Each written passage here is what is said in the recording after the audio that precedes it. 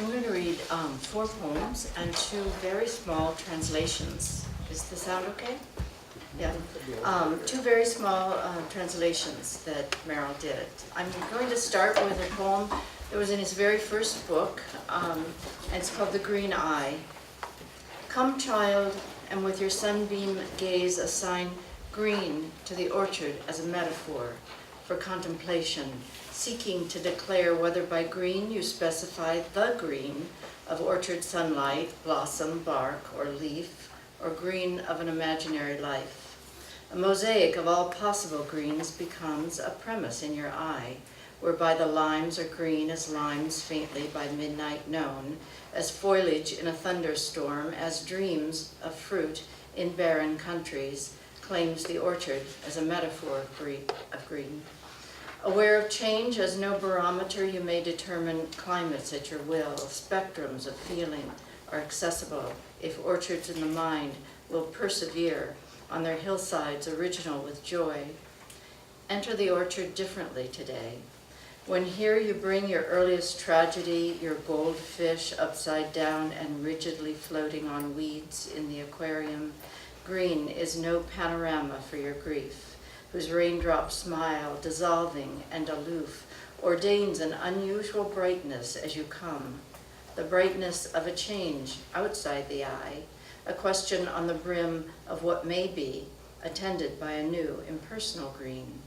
The goldfish dead where limes hang yellowing is metaphor for more incredible things, things you shall live among, things seen, things known.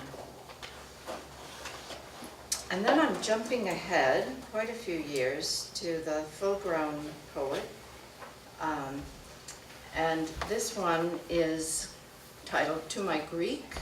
And there's one moment here I thought I should mention, Kallo, which if Google serves me right, and Google serves me all the time, is Greek for the highest form of beauty, but it's also Latin for to call or to summon. So I think both of those might be getting in here. To my Greek, dear nut, uncrackable by nuance or debate, eat with your fingers, wear your bloomers to bed, under my skin stay nude, let past and future perish upon our lips, ocean inherit those paper millions. Let there be no word for justice, grief, convention. You be convention. Goods, bads, callo, cockatoo, raucous, coastline of white printless coves already strewn with offbeat echolalia. Forbidden, salt, kiss, wardrobe, foot, cloud, peach, name it. My chin drips sugar. Radiant dumbbell, each noon's menus and small talk leave you likelier. Each sunset yawned away. Hair in eyes, head bent above the strummed lexicon, gets by heart about to fail this or that novel mode of being together without conjunctions. Still, I fear for us. Nights fall, we toss through blindly, drenched in her appraising glare, the Sibyl I turn to when all else fails me, when you do, the mother tongue, her least slip a mere triptych glosses, her automation and my mind are one, ancient in fish scale, silver blue, what can she make of you? Her cocktail sweats with reason, speech will rise from it, quite beyond your comprehension, rise like blood to a slapped face, stingingly apt, if unrepeatable, tones one forgets, even as one is changed for life by them.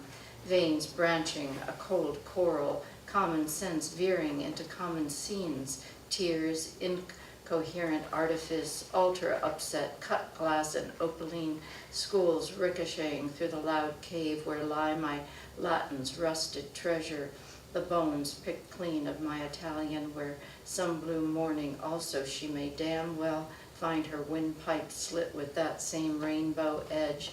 A mere weekend with you gives to books, to living, anything to forego that final drunken prophecy whereby, lacking her blessing, you my siren grow, stout, serviceable, gray. A fishwife shawled in fourth-hand idiom, spouting my views to earth and heaven.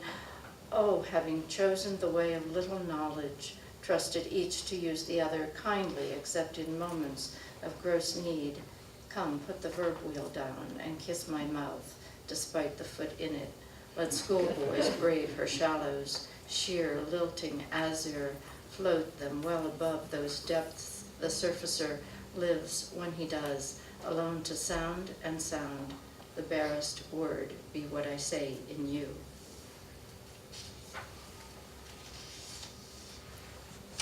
Light of the street darkness of your own house, fused wires of wit, benighted attic whose owl by day unseeing glares down into the haloed vacancy where precisely where the street has given way to some original crooked and narrow cascade of refuse.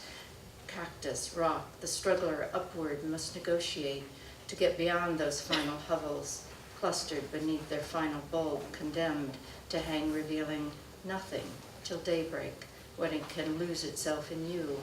You woken smoking, reds and greens God sped along a 6-lane boulevard's hard ease. Son of my life, in your dumb horse's power, shining drunk, the siren, the migraine, pigeon throat stains, fleet bodies, love, oh love. The street, if it ends at all, ends here. This figure watching falls asleep.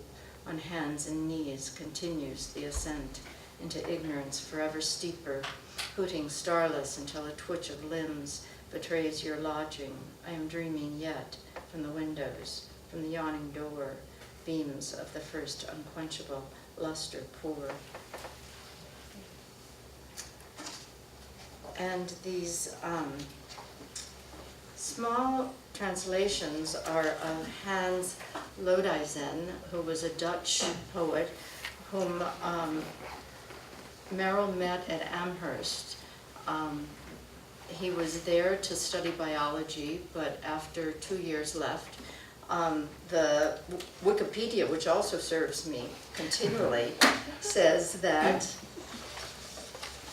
there he befriended the poet James Merrill, who after becoming smitten with Lodeizen would describe him many years later as, and this is Merrill, clever, good-natured, solitary, blonde, line break, all to a disquieting degree.